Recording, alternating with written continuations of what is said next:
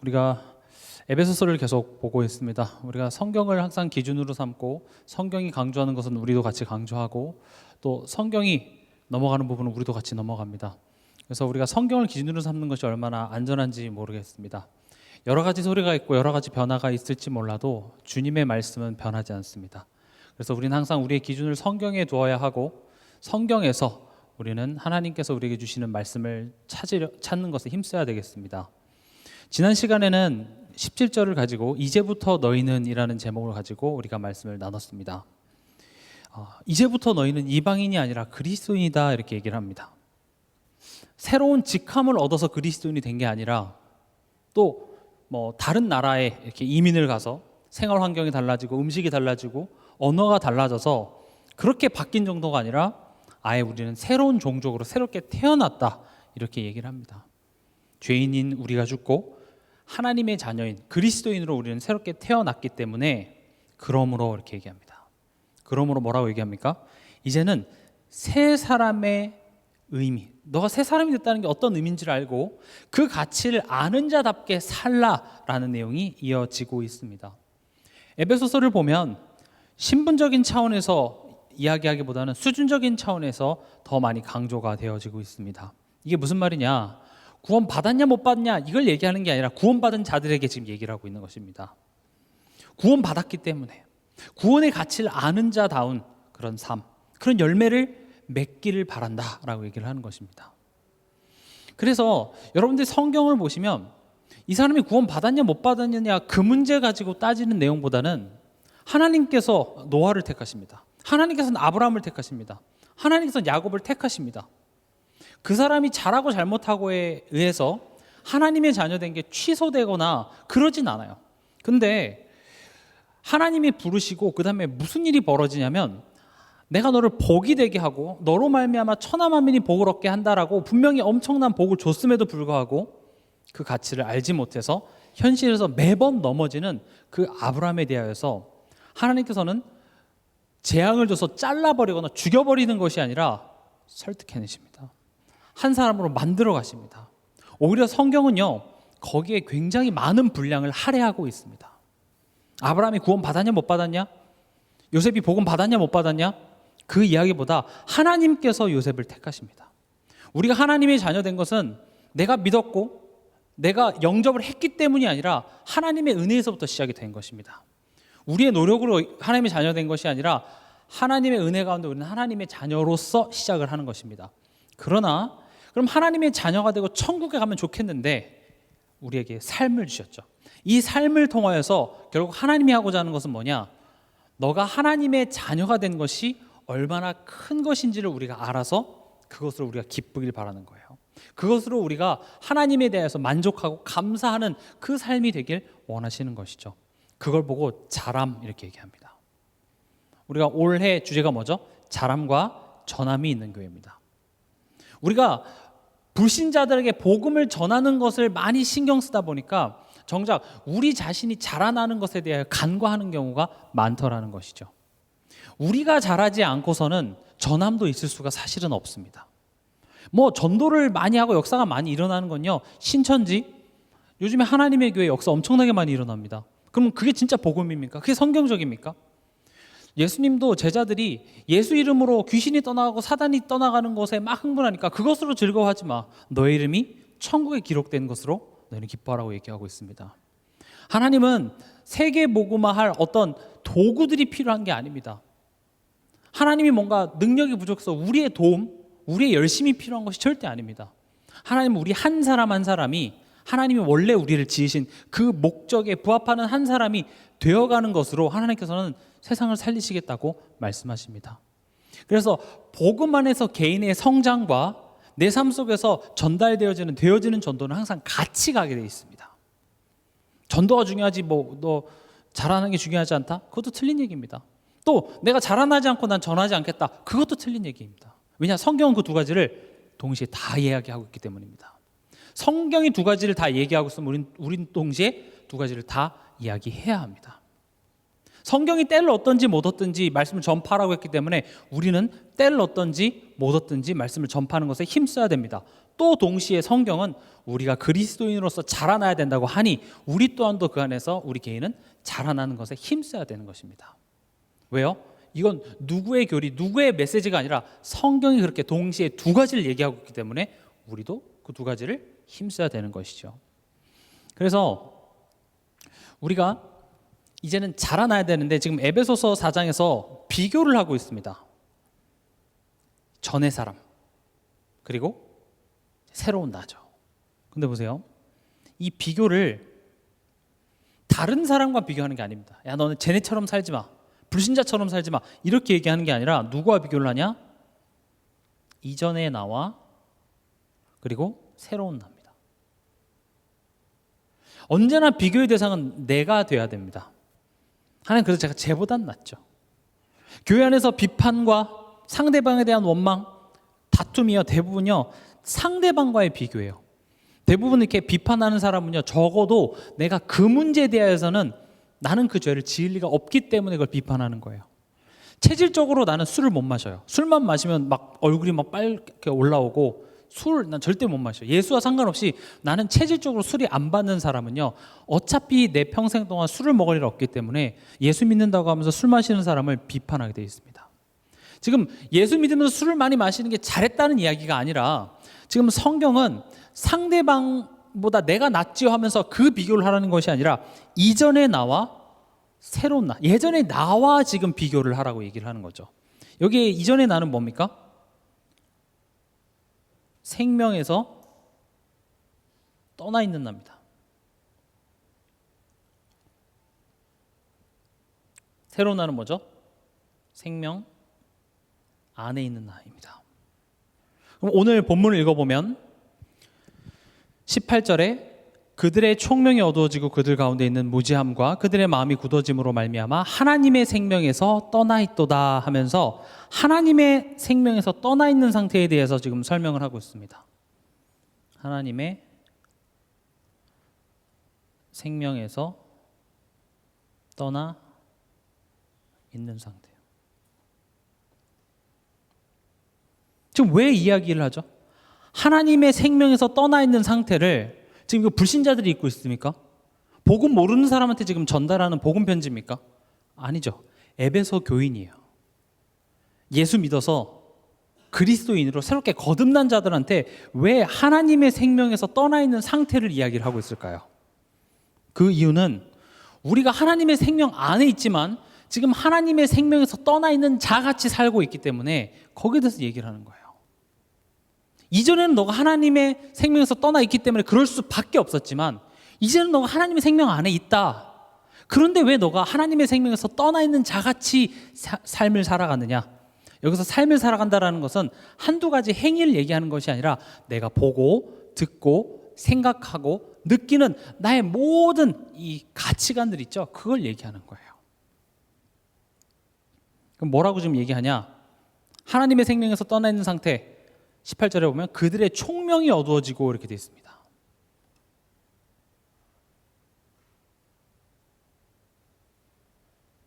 큰 그림으로 먼저 보면 18절에 하나님의 생명에서 떠나 있는 것을 어두워지는 총명, 무지함, 마음의 굳어짐 이렇게 표현을 하고 있습니다. 그럼 어두워진 총명이라는 게 무슨 말일까요? 이해할 수 없다라는 말입니다. 불신자는 당연히 이해할 수 없습니다. 왜 인생에 행복이 없는지, 왜 내 가정에, 내 가문에 저주와 재앙이 끊임없이 찾아오는지, 질병이 찾아오는데 나만 고생해도 화나 죽겠는데 내게 찾아온 그 질병이 내 자녀에게, 내 사랑하는 자녀에게 그대로 대물림되어지는 걸 보면서 왜 이러지? 나만 억울한 것 같아요. 이런 재앙이 어디서부터 오는지, 왜 오는지 이해할 수 없습니다. 그 이유를 지금 총명을 그 앞에 어떤 수식어가 붙고 있냐면 어두워진 총명입니다. 총명이 어두워졌다고 얘기합니다.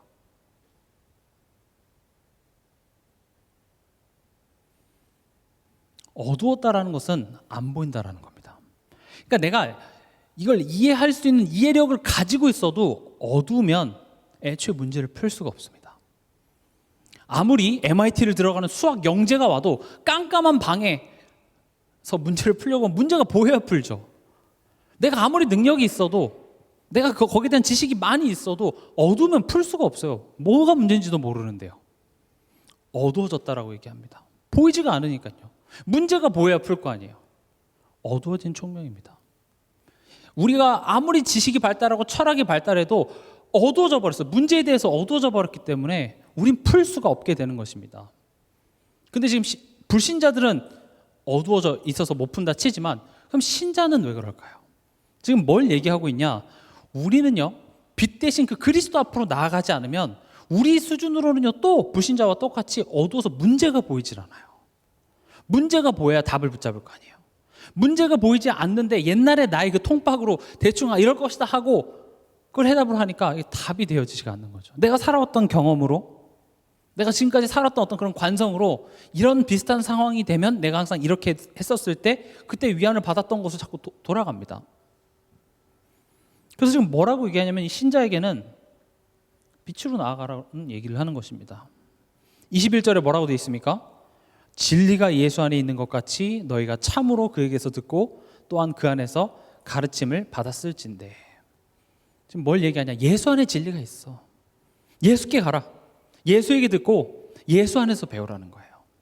때로는 우리 삶 속에 내가 이해할 수 없는 그런 상황들이 찾아올 수가 있습니다. 우리가 알죠? 우리 삶 속에 하나님이 함께 하시고 하나님이 일하시고 하나님이 합력해서 선을 이루신다는 거 우리는 알아요.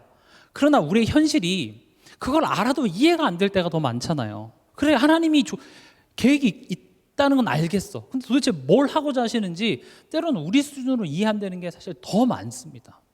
근데 우린 그렇게 이해 안 될 때 어떻게 하냐? 빛을 등지고 더 어둠 속으로 들어가요. 그래서 얘기하는 겁니다. 빛으로 나아가래요. 우리가 이해할 수 없는 상황 앞에 하나님을 불신하고 원망하고 그렇게 하지 말고 빛 대신 그리스도 앞으로 나아가라, 이렇게 얘기하는 것입니다. 그리스도 앞으로 나아간다는 것은 추상적인 내용이 아니라 여러분들이 예배 자리에 오시는 것입니다. 아주 단순해요. 사실은 내가 속상하고 힘들고 억울하는 그런 상황 앞에 내가 더욱더 말씀 앞에 나오세요. 다른 것을 의지해봤자 그게, 여러분들도 이렇게 돌아보세요. 내가 가장 힘들 때, 어려울 때, 사람들과 갈등이 있었을 때 내가 그리스도 아닌 다른 것을 의지했던 것들이 지금까지 내게 긍정적인 열매로 남아있습니까? 아마 없을 거예요. 정말 하나님이 살아계시고 여러분들을 사랑하신다면 여러분들이 그냥 적당히 의지할 만한 것조차도 만족이 안 되게끔 하나님 만드실 거예요. 왜냐? 그게 우리에게 만족이 되지 않기 때문에 그렇습니다. 참 복이 있는 자는요, 내가 힘드는데 아무것도 내게 도움이 되지 않는 거예요. 그 어떤 사람도 내게 위로가 되지 않는 거예요. 만약에 분인나가 나를 막 격분하게 했는데 남편이 위로가 됐다고 생각해 보세요. 남편이 우상이 됩니다. 그러나 남편조차도, 심지어 엘리 제사장, 그 주의 종인 사람조차도 의지가 되지 않았어요. 오직 어디 앞에 서게 합니까? 하나님 앞에 서게 합니다. 우린 그리스도 앞에 서야 됩니다. 그래서 오늘 말씀의 제목이 그래서 오직 그리스도입니다. 오늘 이 말씀을 듣고 여러분들 마음속에 그래, 그래서 오직 그리스도지, 요거 하나만 남으시면 됩니다. 우리 다 같이 고백해볼까요? 그래서 오직 그리스도. 네, 그래서 오직 그리스도입니다. 여러 가지 소리가 있고 상황이 변하고 어려움이 찾아오고 위기가 와도 우린 뭡니까? 그래서 빛으로 나아가야 돼요. 그렇잖아요. 우리 인간의 눈으로는 총명이 어두워져서 보이지가 않아요. 그래서 빛으로 나아가야 됩니다. 또 하나님의 생명에서 떠나 있는 상태를 뭐라고 표현합니까? 그들 가운데 있는 무지함과 그랬습니다. 무지하다라는 건 뭐죠? 이해할 만한 지식이 없는 거예요. 지식이 있어도 이해할 수도 없지만, 그러니까 쉽게 말하면 불이 켜져도 이해할 만한, 그걸 풀 만한 지식이 없다라는 것이죠. 무슨 지식입니까? 불신자들은 근본 문제에 대한 지식이 없습니다.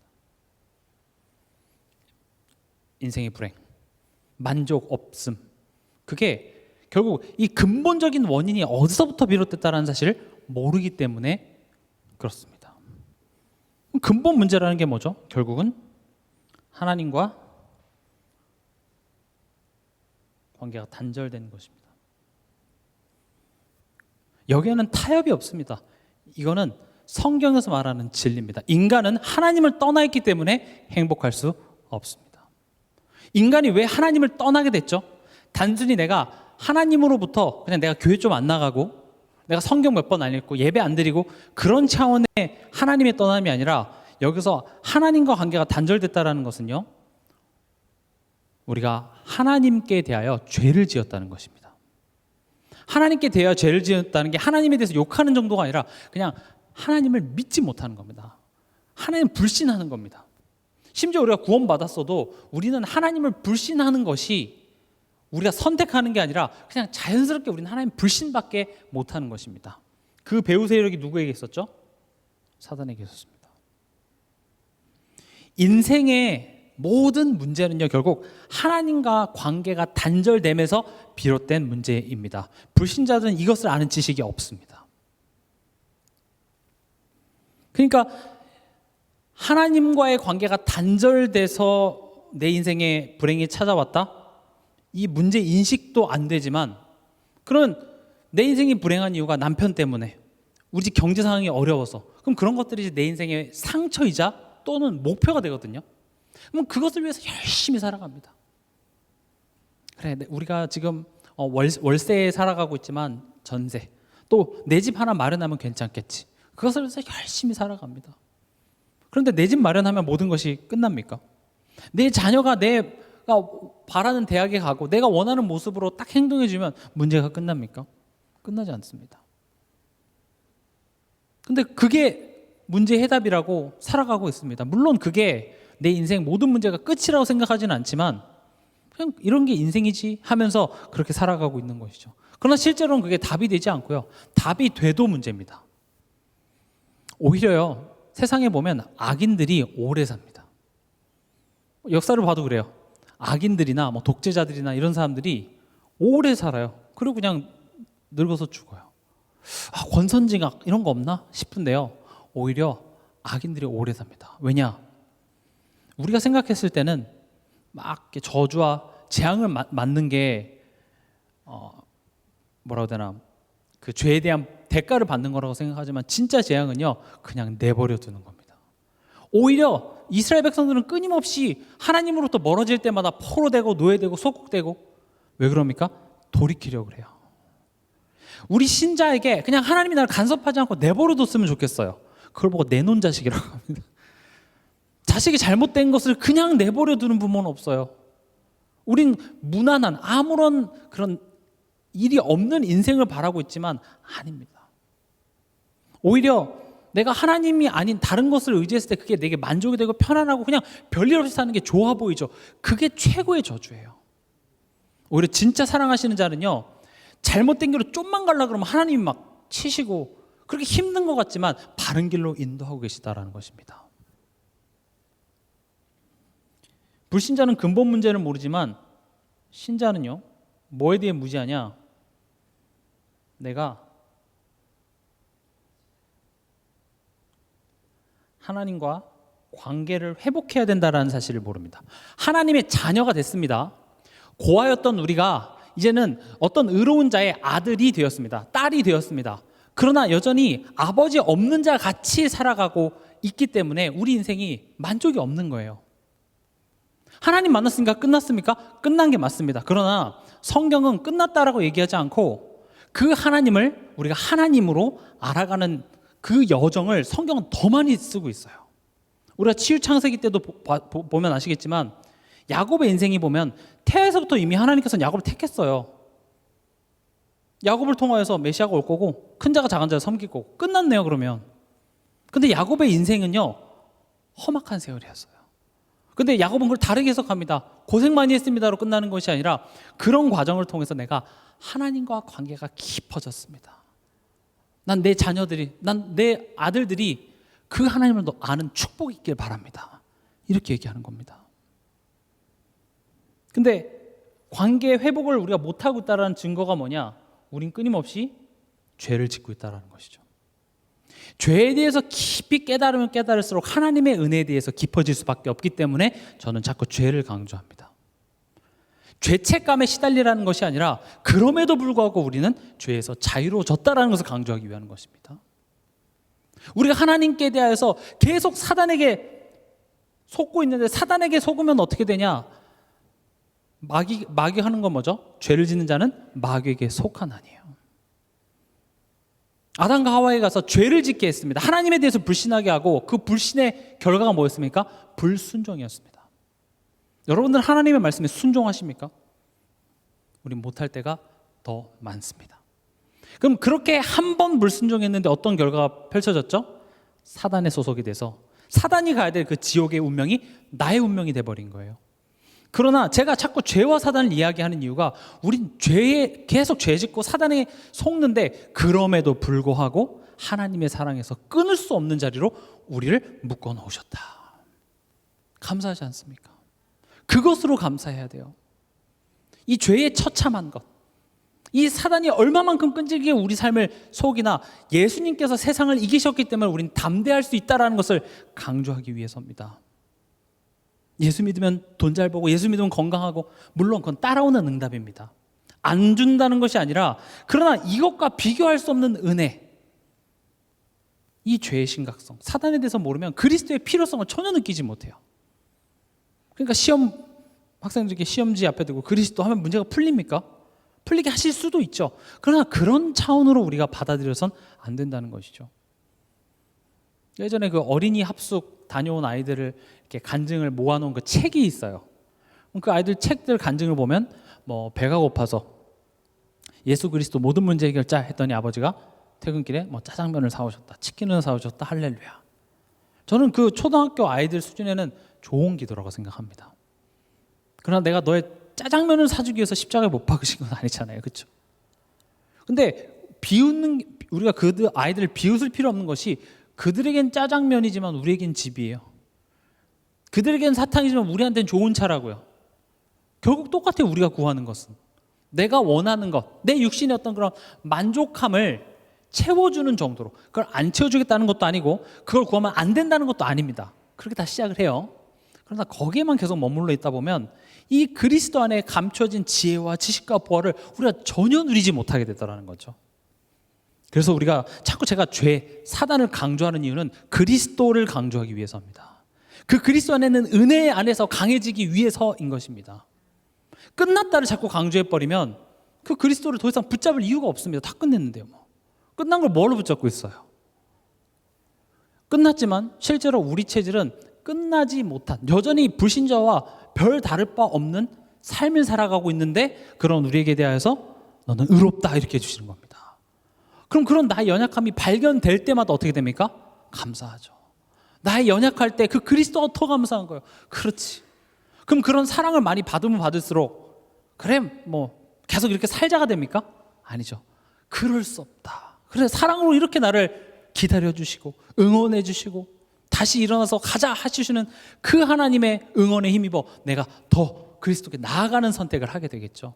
그게 올바른 신앙 생활의 모습이 되는 것입니다. 사실 내가 죄를 짓고 있고 내가 사단에게 속아 내가 하나님과의 관계를 누리지 못하고 있는데 우리는 뭐 하고 있습니까? 사람 탓, 환경 탓만 하고 있는 것입니다. 우리의 이런 무지함을 예수님은 제자들에게 이렇게 얘기하셨습니다. 우리가 잘 아는 마태복음 16장 13절에서 20절의 내용이죠. 예수님이 제자들에게 묻습니다. 사람들이 나를 누구라 하느냐? 다시 말하면 사람들은 날 뭐로 믿디? 이렇게 물어보는 거죠. 그러니까 뭐라고 얘기합니까? 예수님을 세례 요한 같다고 합니다. 또 어떤 사람은 엘리야 같다고 합니다. 또 어떤 사람은 예레미야 같다고 합니다. 또 어떤 사람은 선지자 같다고 합니다. 뭐 이게 우리한테 크게 와닿지 않지만 세례 요한 했을 때 그 당시의 어떤 이미지는 정의죠. 옳고 그른 것. 예수님은 틀린 것에 대해서 그 틀렸다고 얘기하시고 잘못된 것에 대한 잘못됐다고 얘기하셔서 올바른 걸 다 고쳐주시는 어떤 그런 개념의 잘못된 정부와 이런 사회와 이런 제도 시스템의 잘못된 것에 대해서 딱 옳은 말을 해서 고쳐내 주시는 어떤 그런 사람으로 예수님을 사람들은 믿었고요. 또 엘리야는 뭡니까? 대단한 기적이죠. 기적과 막 응답 이런 것들. 예레미야는 뭡니까? 사랑입니다. 우리의 감정을 위로해주고. 또 선지자는 뭡니까? 앞으로에 대한 예언. 이게 다 예수님이 하셨던 일이 맞습니다. 예수님은 성전에서 막 이렇게 장사꾼들이 많을 때 채찍을 들어서 막 그것들을 쫓아내시는 그런 부분도 있었고, 가나 혼인잔치에 물로 포도주를 바꾸기도 하셨고요. 또 병들고 가난한 자들을 찾아가서 그들을 위로하고 도와주시는 그런 모습도 보여주셨고요. 또 앞으로 일어날 일들에 대하여서 많은 가르침과 예언을 주시기도 하셨습니다. 그 다음에 예수님이 뭐라고 묻습니까? 그럼 너는 나를 뭐라고 믿니? 이렇게 얘기하죠. 우린 예수님을 무엇으로 믿습니까? 물론 그리스도로 믿습니다. 그러나 정말 내가 언제 예수를 찾습니까? 예수를 그리스도로 믿는다는 것은 굉장히 깊은 이야기입니다. 저는 보면 볼수록 저는 그리스도로 믿고 있기보다는 이 네 가지의 예수님으로 믿을 때가 더 많더라고요. 뭐 우리가 사회 정의 뭐 이런 것까지 갈 필요 없이 내 삶의 억울함. 우리가 왜 화가 나죠? 왜 열받죠? 억울해요. 인생이 공평하던가요? 어떠신가요? 저보다 인생 선배분들이 여기 대부분이신데 어떻게 사시면 사실수록 참 인생은 공평하구나 라고 느껴지십니까? 아니면 참 불공평해, 억울해, 억울한 상황이 더 많죠. 우리가 예수를 사실은 언제 찾냐? 이런 억울함 풀어달라고요. 지금 보세요. 엘리야도 기적이죠. 내 현실 바꿔달라고 해요. 저 사람 바꿔주세요. 우리 가정 바꿔주세요. 우린 그래서 예수님을 찾아요. 그게 틀렸다는 말은 아니지만 정말 예수를 그리스도로 믿는다는 것은 이것과 달라요. 결이. 상황 바꿔주시옵소서. 내 억울함 풀어주시옵소서. 그런 게 아니라니까요. 또 사랑은 뭐죠? 결국 우리 과거 이런 상처죠. 우리의 감정입니다. 거기 위로가 우린 필요해서 예수님 찾기도 합니다. 또 우리의 미래일로 불안해하죠. 그러니까 과거의 상처 때문에 우울감에 사로잡히고 아직 일어나지 않은 미래 일 때문에 우린 불안함에 사로잡혀서 오늘을 제대로 살아내지도 못해요. 지금 현대인들이 가장 많이 앓고 있는 정신질환 두 가지가 우울증이랑 불안이에요. 우울증은 어디서부터 비롯된 겁니까? 과거예요. 불안함은 어디서부터 비롯된 겁니까? 미래예요. 아직 오지 않은 미래와 이미 지나가 버린 그 과거에 대해서 내가 할 수 있는 것이 아무것도 없기 때문에 그래서 이도 저도 못하고 거기서 시달리는 것이죠. 그래서 우리는 기독교라는 종교를 의지합니다. 종교를 의지할 때가 많아요. 여러분들이 지금 힘들어하는 내용 다 여기 대부분 다 포함됩니다. 제가 지적하려는 것이 아니라 여러분들이 스스로가 인정이 돼야 돼요. 그렇지. 내가 세례요한 같은 예수를 믿고 있었구나. 내가 예레미야, 엘리야, 선지자 같은 예수님을 내가 믿고 있었구나. 그걸 깨닫는 것에서부터 시작이 됩니다. 저는 복음에 대해서 알아가면 알아갈수록 막 확신에 차서 이렇게 되는 게 아니라 어머나 내가 아무것도 못 믿고 있었구나. 내가 하나님한테 죄밖에 못 지고 있었구나. 내가 예수를 그리스도라고 얘기하지만 사실 그리스도가 아니라 세례 요한, 엘리야 같은 예수님을 내가 믿고 있었구나가 깨달아져요. 거기서 끝나는 게 아니라 거기서 성령께서는 돌이키십니다. 그걸 보고 회개라고 얘기해요. 회개는 돌리는 겁니다. 어디로요? 다시 그리스도로 돌리는 거예요. 회개라는 개념이 나 이거 잘못했고 저거 잘못했고 고해성사가 아니라 회개의 시작 자체가 내 자신을 먼저 하는 거예요. 내가 남을 얘기할 것 없이 내가 지금 죄인 중에 괴수구나가 깨달아지는 거죠. 근데 그 괴수인 난데도요. 근데 하나님은 난 널 죄인이라 보지 않아. 그 하나님의 사랑이 어떻게 합니까? 그 사랑으로 나를 하나님께 더욱더 바라보게 돌리는 것이죠. 그게 매일매일 우리 삶 속에 일어나는 거예요. 그럴 때 우리는 어떻게 됩니까? 그 하나님의 사랑, 은혜, 그 기쁨, 만족. 그 기쁨과 만족은요, 성경에서 말하는 기쁨과 만족은요, 고난이 빼앗아 갈 수 없습니다. 앞으로 경제 위기가 찾아오고 뭐 전쟁이 나고 핍박이 와도 복음이 주는, 하나님이 내게 주는 그 기쁨과 만족은 변할 수가 없습니다. 초대교회 성도들도 그 핍박과 환난 속에서 그들 마음속에 그리스도에 대한 사랑을 빼앗아 갈 수 있는 자가 없었습니다.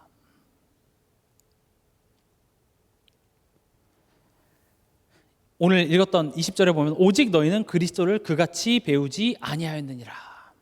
이게 무슨 말입니까? 너가 그리스도를 몰라서 그래 이렇게 얘기하는 거예요. 그리스도 그렇게 배우지 않았어. 지금 우리는 다 그리스도를 이렇게 알고 있거든요. 그럼 그리스도는 뭡니까? 마태복음 20장 28절 어떻게 되어 있습니까? 인자가 온 것은 섬김을 받으려 함이 아니라 도리어 섬기려 하고 자기 목숨을 많은 사람의 대성물로 주려 함이니라. 사람들이 왜 그리스도 예수를 섬겼냐 하면 예수님이 이런 부분 해결해 주니까요. 내 인생의 억울함, 내 현실 바꿔주고 내 과거의 상처, 내 미래에 대한 그런 불안함을 해결해 줄 어떤 신적인 존재로만 바라봤기 때문에 그 예수님을 섬겼어요. 근데 지금 예수님이 뭐라고 하냐? 야, 나 섬기지 마. 난 너네들 섬김을 받으러 온 게 아니라 오히려 뭐라고 합니까? 대성물로 너희를 섬기려고 왔어. 이 세상에 그 어떤 종교에서 신이 날 섬기지 마라고 하는 종교가 있습니까? 없어요. 난 널 섬기러 왔어. 이런 종교가 있습니까? 없습니다. 타 종교는요, 나를 잘 섬기면 그 잘 섬기는 것에 대한 복을 주지.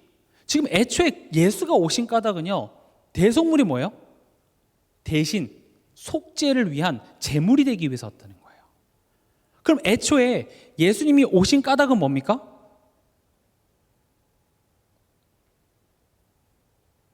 죽기 위해 오셨어요. 무엇 때문에요? 죄예요. 그럼 예수를 그리스도로 믿는다라는 것은 애초에 그리스도 오신 까닭은 뭡니까? 우리의 대속물이 되기 위해서 오셨어요. 그 죽음을 통하여서 진짜 문제인 뭐예요? 사단의 문제, 죄 문제, 하나님 만나는 하나님과 관계 단절된 그 문제를 해결하시기 위해 오셨다고요. 그렇다면 내 삶 속에 예수를 그리스도로 믿는다는 것은 지금 내 삶이 힘든 까닭은 참된 만족이신 하나님과 관계가 회복되지 않아서 그렇구나라고 깨달아져야 예수를 그리스도로 믿게 돼 있어요. 왜 저 사람이 내가 원하는 대로 바뀌어지지 않습니까? 그것은 남편이 내게 우상이에요. 남편이 내가 원하는 대로 돼야 거기서 내가 만족을 얻을 테니 하나님 도와주시옵소서가 된다고요. 돈이 내게 우상이에요. 돈을 주셔야 거기에 내가 만족이 있으니까 하나님 돈을 주셔서 나를 그 만족을 얻게 해주세요. 우린 그렇게 얘기해요. 그걸 보고 죄라고 얘기해요. 그러나 예수님이 이 땅에 오신 이유는 우리가 총명이 어두워지고 무지하고 알아도 깨달을 수 없는 우리의 상태, 알아도 우리가 죄 문제를 해결할 방법이 우리에게 있습니까? 알아도 우리가 사단의 문제를 해결할 수 있습니까? 없습니다. 로마서 6장 23절에 죄의 싹은 사망입니다. 죽으셔야만 합니다. 모든 인간은 죽어야만 합니다. 그 며칠 전에도 말씀드렸죠. 하나님의 나라로 가기 위해선 죽어야 합니다. 야곱도 그래서 죽어서 가나안 땅으로 갑니다. 요셉도 죽어서 그 유골이 가나안 땅으로 갑니다. 그러나 애굽에 노예되었던 이스라엘 백성들은 쩌벅쩌벅 걸어 나와 홍해를 건너갑니다. 왜 그게 가능했을까요? 바로 유월절입니다. 죽어야만 그 가는 나라를 누가 대신 죽습니까? 어린 양이 대신 죽고 대신 피 흘렸다는 증표로 문설주에 피를 바릅니다. 그것으로 말미암아 죽지 않고 나옵니다. 홍해라는 그 죽음이라는 물을 쩌벅쩌벅 들어가서 걸어서 나옵니다. 들어갈 때 노예였던 우리가 홍해로 들어갑니다. 나올 때는 하나님의 백성으로 나와서 이제 새로운 인생의 목적, 새로운 방향으로 새로운 여정이 시작되는 것이죠. 예수님이 이 땅에 오신 이유, 예수님이 그리스도로 오셨다라는 것은 결국 우리의 죄 문제인 그 죄의 싹신 사망을 대신 지시기 위해서 오셨다라는 것입니다. 히브리서 2장 14절에서 15절에 보면 죽음을 통하여서 뭘 하셨습니까? 마귀를 멸하셨습니다. 십자가의 죽음은 진 것이 아닙니다. 참된 승리입니다. 십자가에 죽은 것으로 마귀는 자기가 이겼다고 생각할지 모르겠지만 그것이 마귀의 일을 멸하시는 하나님의 지혜였고 하나님의 방법이었습니다. 그래서 에베소서 2장 16절에서 18절에 보면 이 십자가로 말미암아 하나님과 화목하게 되었고 하나님께 나아갈 수 있게 된 것입니다. 그래서 예수를 그리스도로 믿는다라는 것은요, 지금 내가 어떤 상태인지를 올바로 깨달아야지만 예수를 그리스도로 우리가 붙잡게 됩니다. 죄와 살의 문제 이미 해결받았음에도 불구하고 여전히 죄밖에 짓지 못하는 나. 그래서 오직 그리스도입니다. 사단의 종로로, 사단의 그 거짓말에 속을 필요 없음에도 불구하고 사단에게 계속 속는 나. 그래서 오직 그리스도예요. 하나님만이 참된 만족이라고 우리는 머리로는 알고 있지만 여러분 하나님 참된 만족이 되십니까?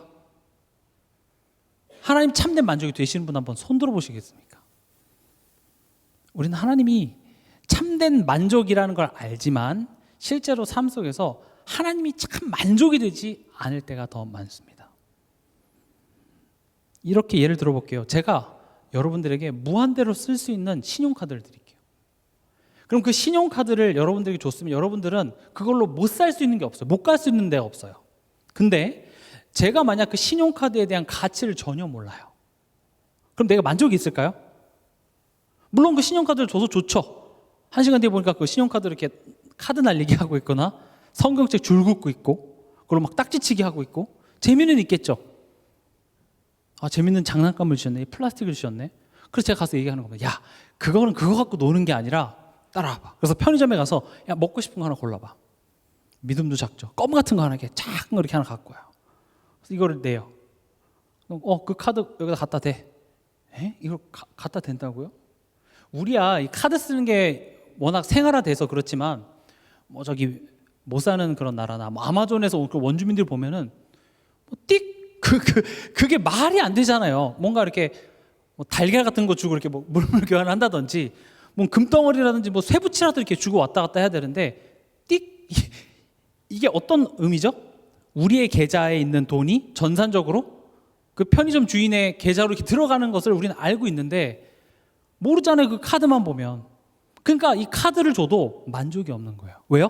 카드를 모르기 때문에 그래요. 내가 하나님으로 참된 만족이 없는 까닭은 하나님에 대해서 모르기 때문에 그래요.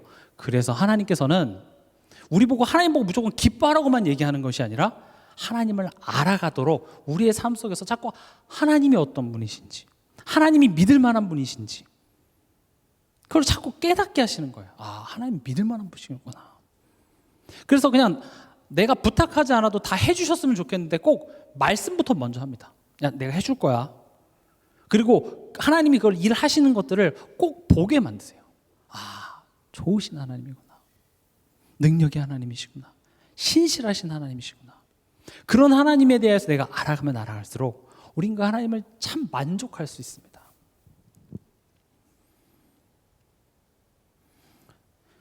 하나님의 생명에서 떠나 있는 상태를 뭐라고 또 표현합니까? 18절을 보면 마음의 굳어짐으로 말미암아 이렇게 되어 있습니다.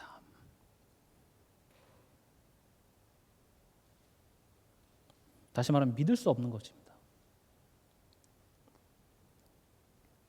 불신자는 믿을 수 없습니다. 우리가 이렇게 복음을 전할 때도 믿기만 하면 됩니다 라고 얘기는 하지만 그럼 한번 믿어볼까? 이건 어떤 내가 선택할 수 있는 게 아닙니다. 왜죠?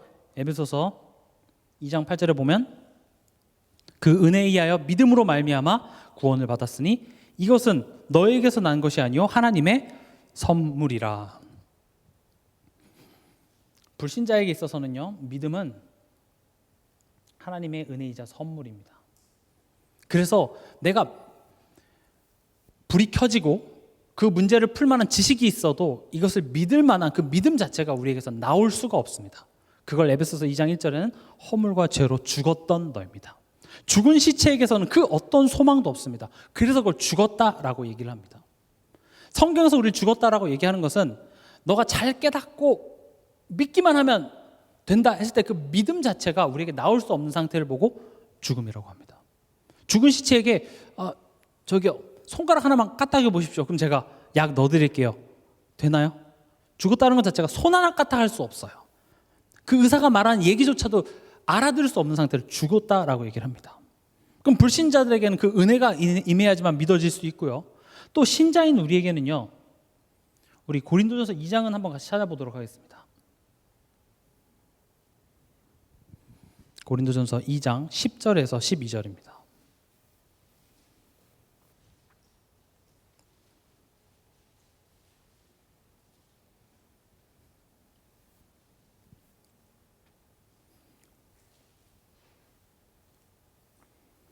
같이 읽겠습니다. 오직 하나님이 성령으로 이것을 우리에게 보이셨으니 성령은 모든 것 곧 하나님의 깊은 것까지도 통달하시느니라. 사람의 일을 사람의 속에 있는 영 외에 누가 알리요? 이와 같이 하나님의 일도 하나님의 영 외에는 아무도 알지 못하느니라. 우리가 세상의 영을 받지 아니하고 오직 하나님으로부터 온 영을 받았으니 이는 우리로 하여금 하나님께서 우리에게 은혜로 주신 것들을 알게 하려 하심이라. 아멘. 지금 뭐라고 얘기하고 있습니까? 10절에 성령이 하나님의 기쁜 것까지도 통달하게 하신대요. 11절에 보면 하나님의 일도 하나님의 영 외에는 아무도 알지 못하느니라. 지금 뭘 얘기하고 있냐? 성령께서 깨닫게 해주시지 않으면은 우리 스스로 믿을 수도 없고 깨달을 수도 없다라는 겁니다.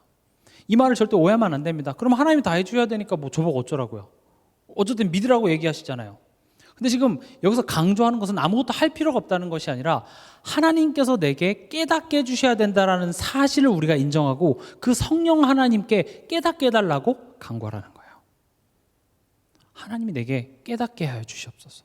여러분들이 강단의 말씀을 들을 때도 좀 은혜를 한번 줘봐요 이런 게 아니라 성령께서 지금 내 마음속에 저 말씀이 깨달아지는 은혜를 더하여 주시옵소서. 그 기도가 있어야 됩니다. 여러분들 어떤 상황에 사건, 사람들과의 갈등 속에서 이 사건에 분명히 하나님의 뜻이 있는 것도 알겠어요. 이걸 가지고 하나님 내게 어쩌어쩌해서 좋게 해주겠다는 것도 알겠는데 때로는 그게 내게 보이지가 않아요. 그걸 보려고 노력하는데 안 되잖아요. 그래서 낙심에 빠져있지 말고 애초에 성령의 일, 영적인 것은 영적인 것으로 분별이 가능해요. 그래서 더욱더 우리는 뭘 해야 됩니까? 그걸 깨닫게 해주시는 성령을 의지하는 기도에 힘써야 되는 거예요. 기도 많이 하면 힘든 일이 없어진다는 것이 아니라 기도할 때 성령께서 내 마음과 생각을 지키시는 것을 체험하게 됩니다. 어느 날 문제와 사건은 그대로인데 내가 그것을 해석하는 게 싹 달라져요. 광야길을 가는데 누군가는 매일매일이 불평불만이었어요.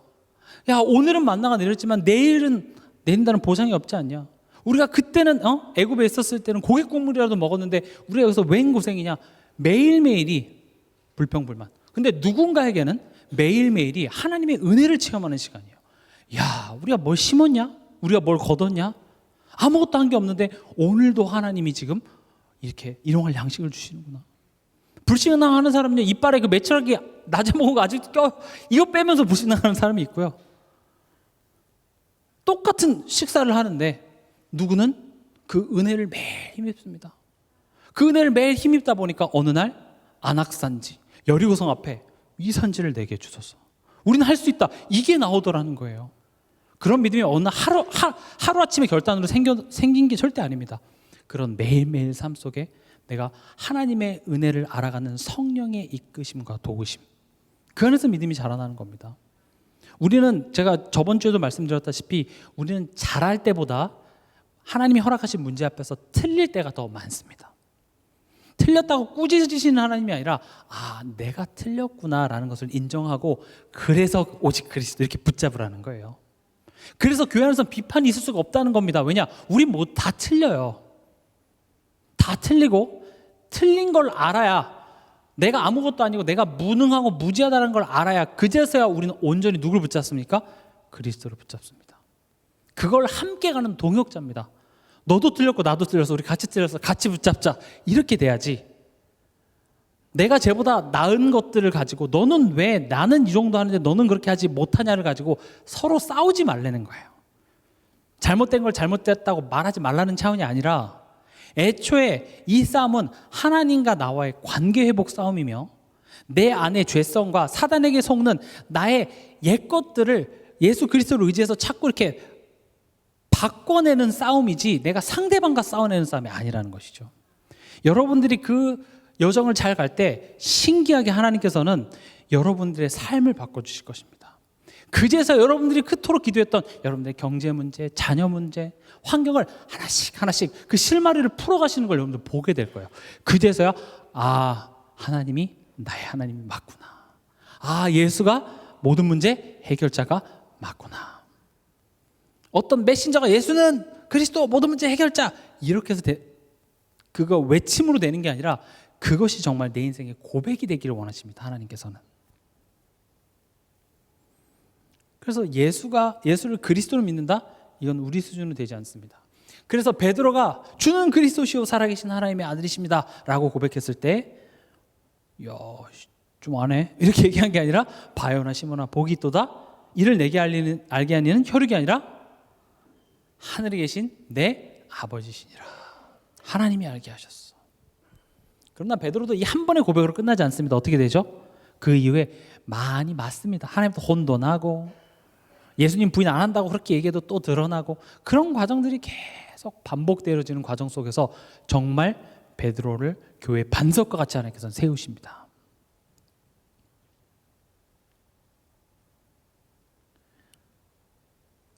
하나님의 생명에 떠나 있는 자를 뭐라고 표현합니까?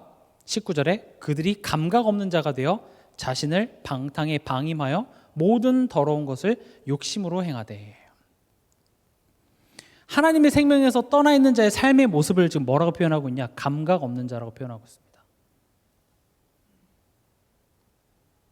감각이 없대요. 여러분, 감각이 없으면 어떻게 됩니까?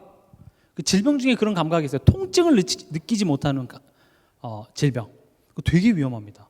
내가 어디 부딪혔고 피가 나도 피가 난 줄 몰라요.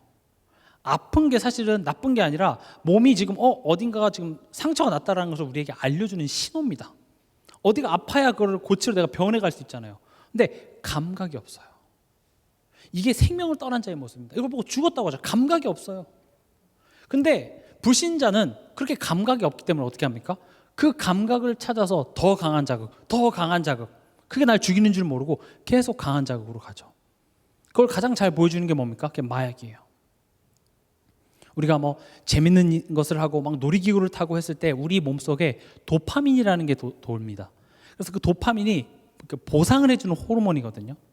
내가 재밌는 일을 했을 때, 내가 이렇게 일이 끝나서 막 이렇게 편하게 쉬고 이럴 때 그 기쁨, 만족을 주는 도파민이 우리 삶의 활력소가 됩니다.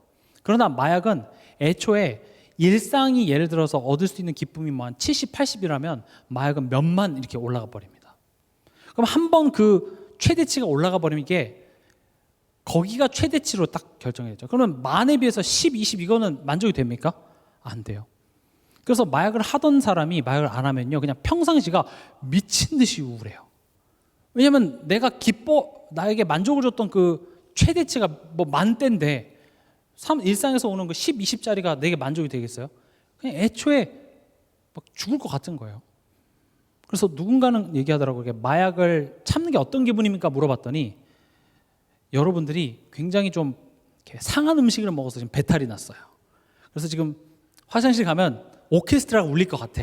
이걸 참고 있는 모습이래요. 마약을 지금 못 하고 참고 있는 게 막 지금 막 화장실 막 가야 되는데 화장실 못 참고 막 참고 있는 그게 마약을 참는 거래요. 좀 실감이 나더라고요. 끔찍하잖아요. 여러분 지하철 딱 탔는데 배에서 신호가 꼬르륵 와요. 그럼 어떻게 해요? 큰일 났죠. 마약 그런 거래요. 그러니까 도파민의 노예가 되는 거예요. 더 강한 자극을 찾고 찾아가게 되는 것이죠. 그래서 얘기합니다. 그들은 감각 없는 자가 되어 자신을 방탕에 방임하여 모든 더러운 것으로 욕심으로 행하되. 근데 지금 신자에게 얘기하고 있습니다. 신자에게 있어서 참된 만족이 뭡니까? 하나님입니다.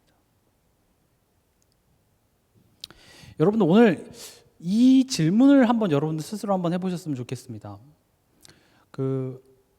뭐 모든 종교를 포함해서도 그렇고 그 기독교 역사상 가장 핍박이 심했던 때가 초대교회 그 1세기에서 3세기 때입니다. 그때는 정말 탄압이 심했고 애초에 그 뭐 다른 종교 다 포함해서도 그렇게 심했던 적이 없었다고 합니다. 그럼 역사상 그 어떤 종교보다도 탄압이 심했던 그 시대에 사람들은 왜 기독교인이 됐을까요? 한번 생각해 보셨으면 좋겠습니다. 교회 가면 내가 뭐 대단한 걸 못 받는 정도가 아니라 탄압이 심했다고요. 우리로 따지면 여러분들이 교회를 다니기 시작하면 여러분들은 직장을 갈 수가 없습니다. 돈을 벌 수가 없습니다. 뭐 나야 참을 수 있지만 여러분들 자녀가 공교육, 학교를 갈 수가 없습니다. 사회적으로 격리가 됩니다. 여러분들의 가족은 저 지하 동굴 무덤에서 평생을 지내야 됩니다. 예수 믿으시겠습니까? 그럼 반대로 나는 지금 왜 예수를 믿습니까?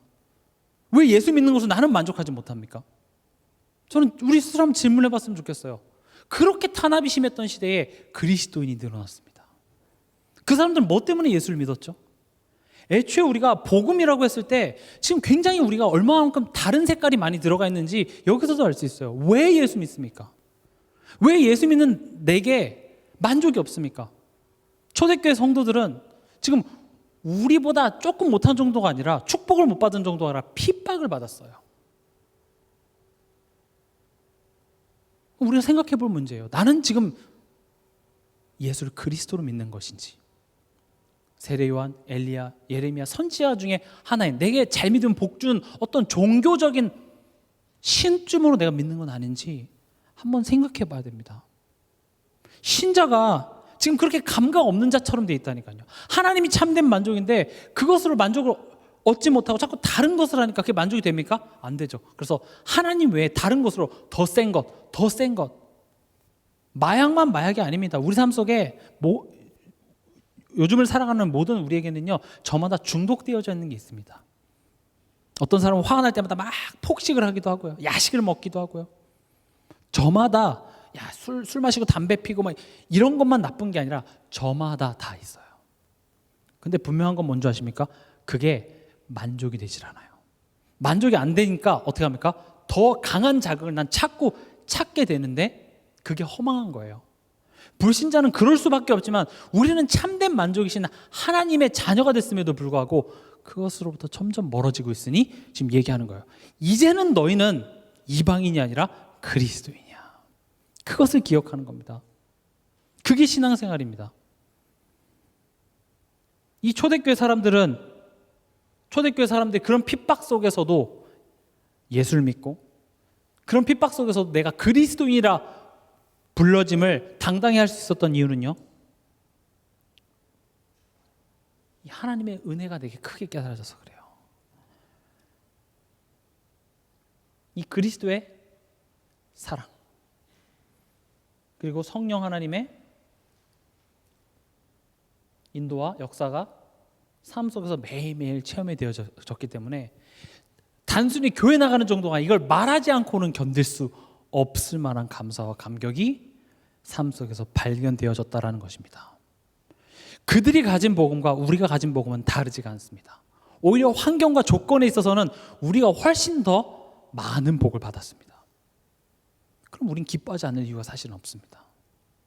그러나 우리는 지금 기뻐할 수 있습니까? 만족할 수 있습니까? 안 되죠. 그래서 자라나라는 겁니다. 그래서 하나님께서 우리 삶 속에 여러 모양으로 간섭하셔서 오늘 결론이자 마지막으로 오직 그리스도입니다. 그 그리스도에게서 배우라고 얘기합니다. 20절 21절 우리 같이 읽어보겠습니다. 오직 너희는 그리스도를 그같이 배우지 아니하였느니라. 진리가 예수 안에 있는 것 같이 너희가 참으로 그에게서 듣고 또한 그 안에서 가르침을 받았을진데. 그리스도를 배우라 이렇게 얘기하는 겁니다. 20절은 다시 말하면 그리스도를 배워라. 그리스도에 대해서 알아가라. 21절에 예수 안에 진리가 있다. 예수에게서 들으라. 예수 안에서 가르침을 받으랍니다.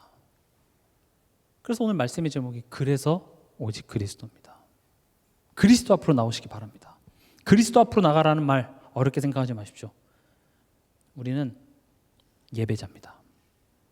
예배를 드리면 복을 주는 게 아니라 예배라는 것 자체가 내가 하나님에 대해서 알아가는 시간입니다. 하나님에 대해서 알아가기 위해서 뭐가 전제돼야 된다고요? 내가 누군지를 알고 그런 나를 사랑하신 하나님의 은혜, 그리스도의 사랑, 성령의 도우심, 이 성삼위 하나님의 축복을 내가 또 힘입는 것이 예배 시간에 일어나는 겁니다. 두 번째는 뭐죠? 우리가 삶의 예배입니다. 하나님을 배우는 것, 그리스도를 배우는 것은요, 우리가 이렇게 와서 강의를 듣고 메시지를 들어서 이렇게 수동적으로 지식적으로 배우는 것만이 사실 진짜 배움이 아니라 진짜 배움은요, 삶에서 내가 부딪히는 겁니다. 아브라함, 이삭, 야곱, 요셉이 삶을 하나님에 대해서 배우는 방법은 어디 강실에 앉아서 써가면서 배우는 것이 아니라 삶에서 내가 마음에 들지 않는 상황, 마음에 들지 않는 사람, 사건들과 하나님께서 딱 묶어서 거기서 부딪히고 넘어지고 못 믿어서 내 멋대로 했다가 결국 하나님이 약속하신 대로 하나님이 성취하시는구나. 하나님 믿을 만한 하나님이었구나. 하나님 좋은 하나님이었구나. 그것들을 하나씩 하나씩 부딪혀가면서 깨닫는 것입니다. 그래서 우리에게서는 삶이 예배입니다. 그래서 제가 강조하는 것이 삶의 어려움에서 나를 힘들게 하는 그런 상황에서 도망갈 생각만 하지 말고 그 삶을 통해서 나는 그리스도를 배우시기 바랍니다. 그래서 나는 그리스도가 필요를 깨달으면 그게 복이 있다고 얘기를 합니다. 흉년을 안 맞았으면 좋겠지만 흉년 때문에 내가 그리스도를 바라보게 된다. 그게 복 있는 자라고 성경은 이야기를 합니다. 기도입니다. 내가 하고 싶은 것, 내가 원하는 것만 구하는 게 기도가 아니라 하나님의 뜻을 묻는 시간입니다. 그러나 저도 해보니까 기도라는 것이 하나님 말해주세요 해서 말이 안 되더라고요. 이렇게 안 들려요. 근데 내가 하고 싶은 말을 다 한 다음에 그 뒤에 오는 조용한 하나님의 음성이 있더라고요. 그래서 저도 금요 치유전도할 때 막 기도할 때도 막 화도 내고 뭡니까 불평도 하고 하나님 어쩌라고요 이런 이야기도 하고 막 이야기를 하는데 제 할 얘기, 제 속에 시끄러운 얘기를 다 하고 난 다음에 고요하게 제 마음속에 하나님이 얘기를 해주세요. 여러분들이 그걸 꼭 체험하시기 바랍니다. 기도는요 하나님과 소통하는 시간입니다. 그럼 하나님 얘기해 줘보세요. 그런 거 들리지가 않아요. 왜냐 내 속이 시끄럽거든요. 그래서 때로는 부르짖는 기도가 중요합니다. 하세요. 내 속상한 이야기 하나님께 하세요. 누구 흉보고 싶어요? 하나님께 하세요. 누구 욕하고 싶어요? 하나님께 하세요. 그렇게 하나님께 내 걸 다 쏟아 놓으면 하나님께서 아 그래 고생했다. 우리를 위로 못 해주는 이가 아닙니다. 여러분들이 사람에게 위로를 얻기보다는 하나님께 위로를 얻으시고 그 위로로 끝나는 것이 아니라 하나님께서는 그 위로한 우리를 보듬어 주시면서 이젠 일어나라고 얘기하십니다. 그게 기도 시간에 일어나는 거예요. 그래서 기도는 행복입니다. 기도는 성도에게 있어서 굉장한 힘이 되는 것입니다. 말씀을 마치겠습니다.